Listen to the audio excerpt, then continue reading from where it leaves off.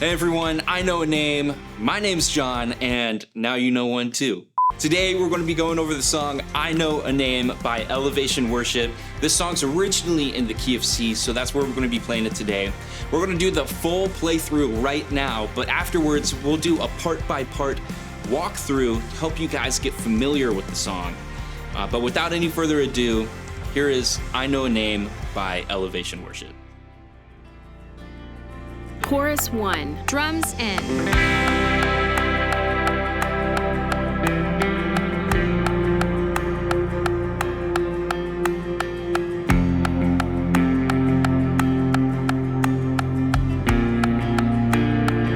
Chorus 2.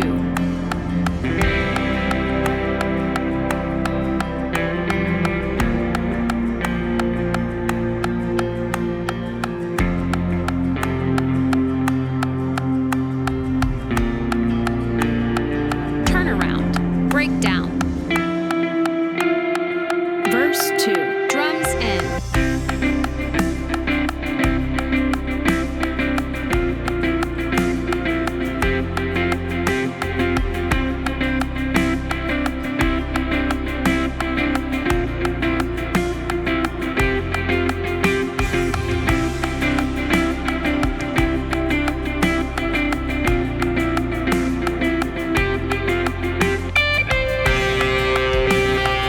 Chorus 1.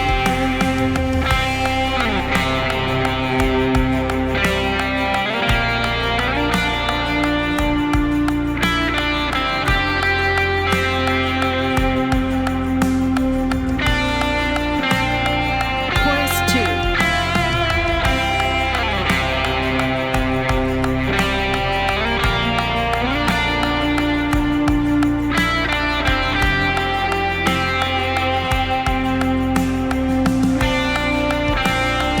Bridge 1, hits.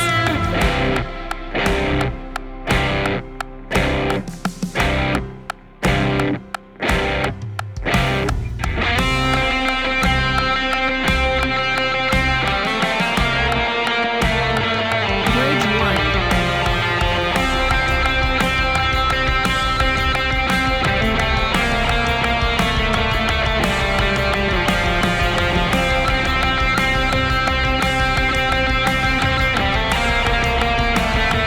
Refrain 1, breakdown.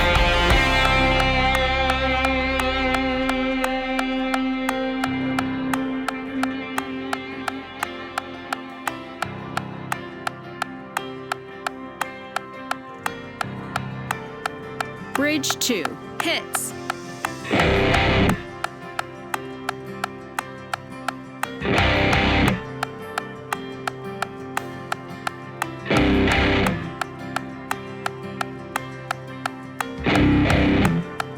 Bridge 2, hits.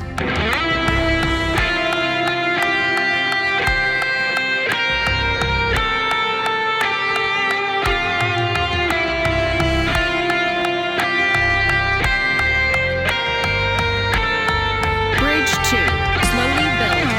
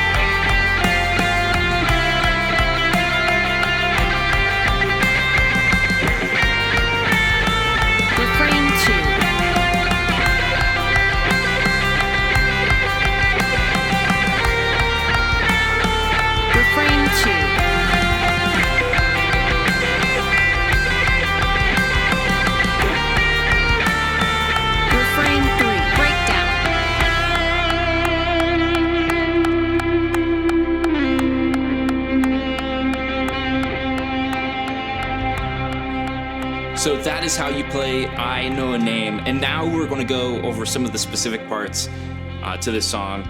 This song, like I was saying, is in the key of C, so a lot of the lead lines are phrased around different C shapes up and down the neck. If you're curious how like triads and everything work, you can check out the video up here, also linked down in the description, where I talk about triads and how they shape a lot of worship music. This song is no different or no exception to the rule, so you'll see that as we go through. But to start off, I want to talk about the lead melody hook that plays throughout the intro and the choruses, and that is going to be phrased around a C triad up here. And basically, you're just going to be barring the E and B string at the 8th fret, and then you'll add your middle finger to the G string on the 9th fret and your ring finger on the D string at the 10th fret. So you kind of get this F-shaped triad, and you'll play that as a C right there. And this lead line plays around this triad shape part. So it's going to be 9 on the G, and you're just going to walk it up. So 9, 10 on the G, 8 on the B, 8 on the E, and then 11, walk it down, 10, 8, all on the B, and then back to the 10 on the G string. So that's going to be...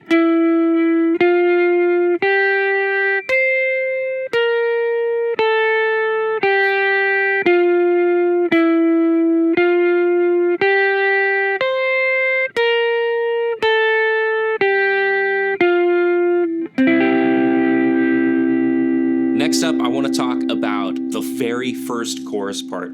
Technically, this part that I play in the first chorus gets played throughout pretty much all of the choruses, but in an effort to consolidate all of the guitar parts into one singular guitar part, I only like to play this during that first chorus, the down chorus, and then I'll switch to a different part in the other choruses, and we'll get to that in a second.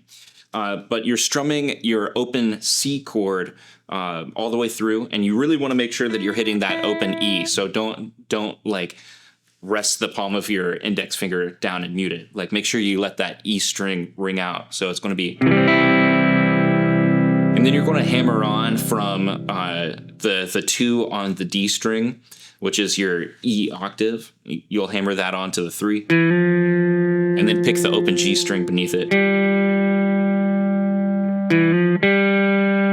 And then you go to the B flat, which is the 1st fret on the A string. And then pick the 5, which is going to be the 3 on the D string.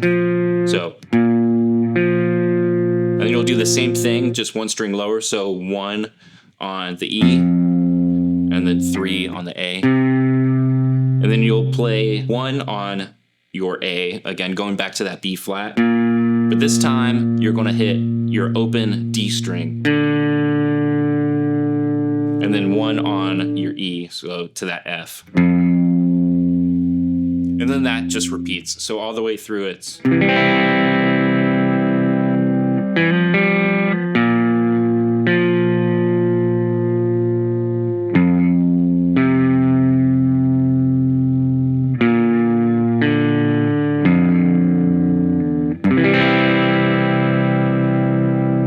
So now moving on to that second verse, this part is played with a 16th note delay that kind of like fills in the gaps of the spaces. But basically, you're kind of going back to this C triad shape that up here that we were playing earlier, except instead of using your middle and ring finger, you're going to switch that to your ring and your pinky. And the reason is because you're going to go from your ring finger down to your index finger, which is going to be 9 on the G down to the 7 on the G. But you still need to let that 8 on the D string come through. So that's how those two shapes are going to sound. So you're just going to basically walk that up. So it's going to be... And then you'll flatten your pinky. And then move it up, so you're basically playing a power chord shape there. And you'll just repeat that 3 times. And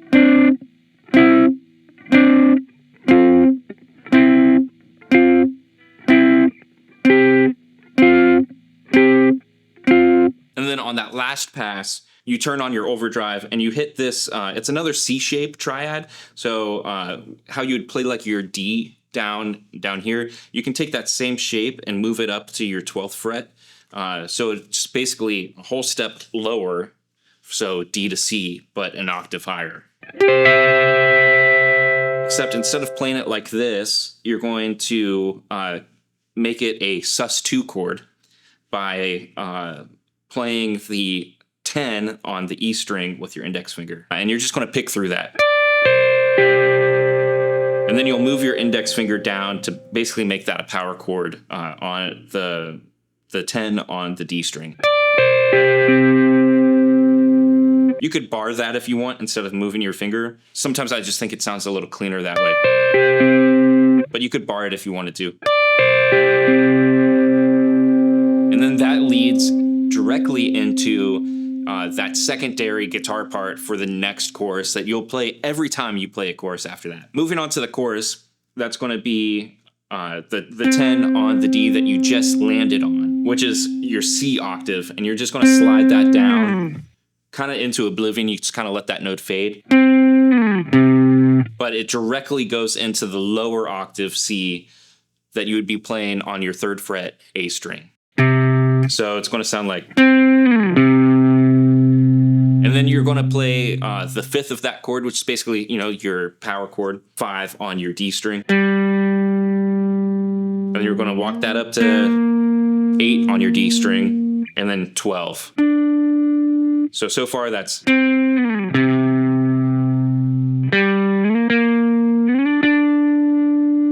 then you're going to be playing that vocal melody, which is going to be this here.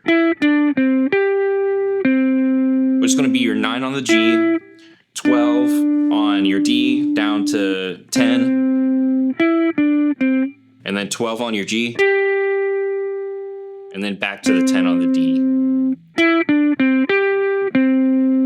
And for that next part, you're going to be playing 12 on your D, down to the 10, and then a quick 9, 8 on the G. So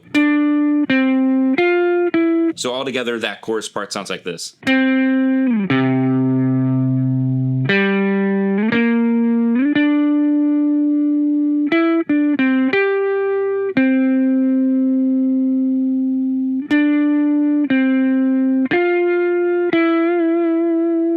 And then that part just loops again back to that. Cool, so that is the second chorus and basically every chorus after that. The next part for those hits is super easy. It's just a C power chord, which you would be playing on your A and D string. That's going to be 3 and 5. I like to make it kind of like an inverted power chord, which is basically you're just going to be flattening your index finger and playing the 3 on the E and A string. So instead of... which sounds fine, but if you add that 3 on your E string, which is a G, making it an inverted power chord, just thickens it up a little bit, so it's going to sound like... so it's a little thicker like that. It growls a little bit more. So whichever one sounds best for you in your context, you can choose, but I typically like that thicker chord. And for this next part, it kind of depends on the way that your piano player likes to play this part. I typically play it. It's just 5 on the G. And then, so on the D string, that's 5, and then you hammer on 7, 8. And then you walk it down. And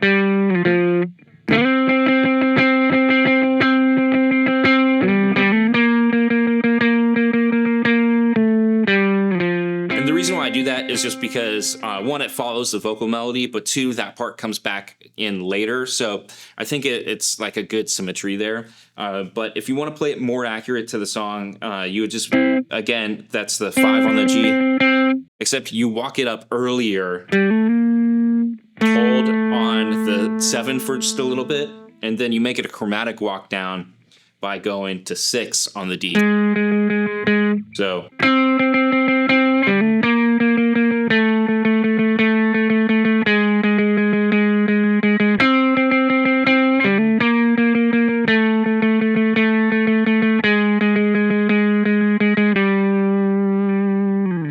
if you want to play that second one, just make sure that you're not clashing with the band, because if the band doesn't hit that G sharp, that chromatic walk down part, you're going to sound way off in the mix, like you're making a mistake or something.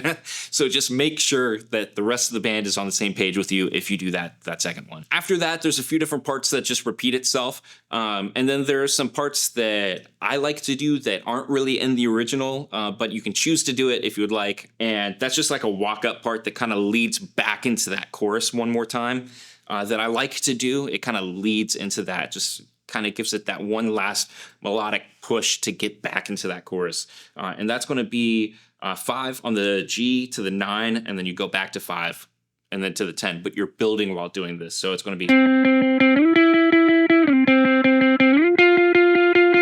And then from there, you kind of play with that same shape that you would do in the chorus. So it's going to be... And then that leads back into the chorus with the... So all together, that's going to be...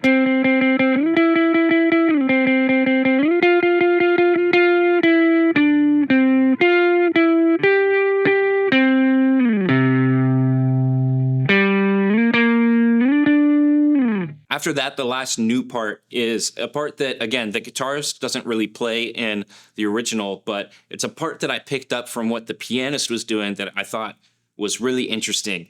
And so if you want to lock in with the keys on this, it might sound really cool. And that's just at the end, you go back into that main melody hook of the...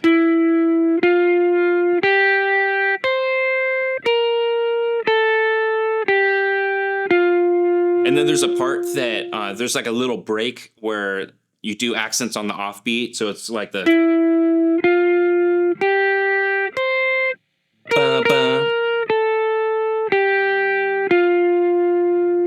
And then I like to go into that little piano part and just kind of echo it on the guitar. And that's just going to be quick on the 8th and 7th fret of the E string to the 8th fret of the B string. So it's... And then you go back into that melody line.